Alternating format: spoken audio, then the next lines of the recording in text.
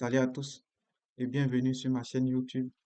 Cette vidéo fait suite à la vidéo précédente.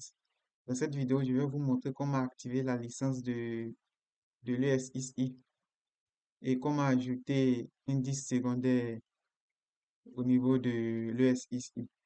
Sans plus tarder, nous allons commencer la démonstration. Dans un premier temps, je vais commencer par me connecter au niveau de la console d'administration avec les différents credentials que j'ai fournis lors de l'installation. Étant au niveau de la console d'administration, je vais me rendre au niveau de gérer.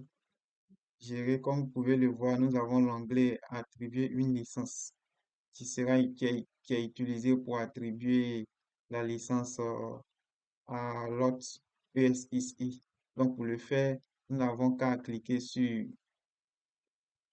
attribuer une licence et renseigner notre licence qui nous a été fournie par notre manager ou le responsable informatique.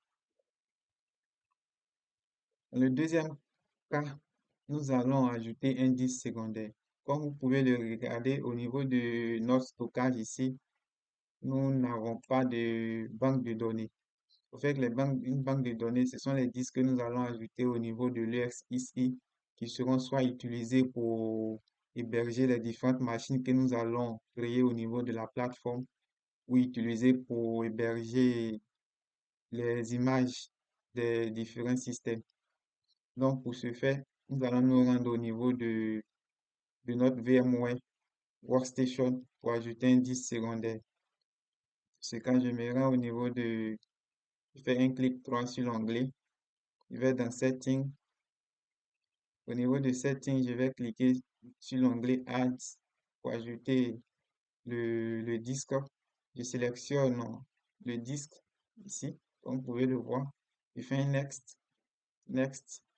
Vu qu'il s'agit de l'ajout d'un nouveau disque, je sélectionne ce champ, je fais Next.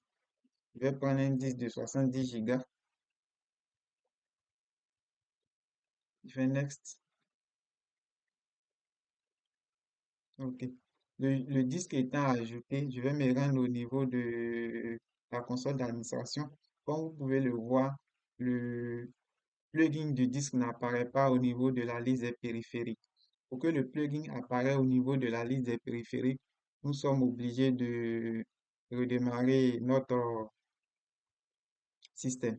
Et pour ce faire, je vais me rendre au niveau de VMware. Je peux même le faire au niveau de la console d'administration également.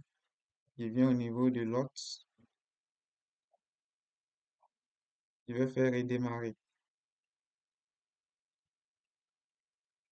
Je me rends au niveau de l'ESXi. Voilà, ici la machine est en train de se redémarrer. Bon, nous allons patienter pendant quelques temps en attendant que le système en finisse de redémarrer. Comme vous pouvez le constater, le système a fini de redémarrer et nous pouvons accéder à la console d'administration.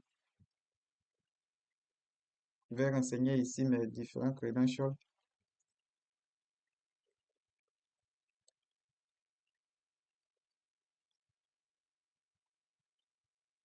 Maintenant, au niveau de la console d'administration, je vais me rendre au niveau de stockage.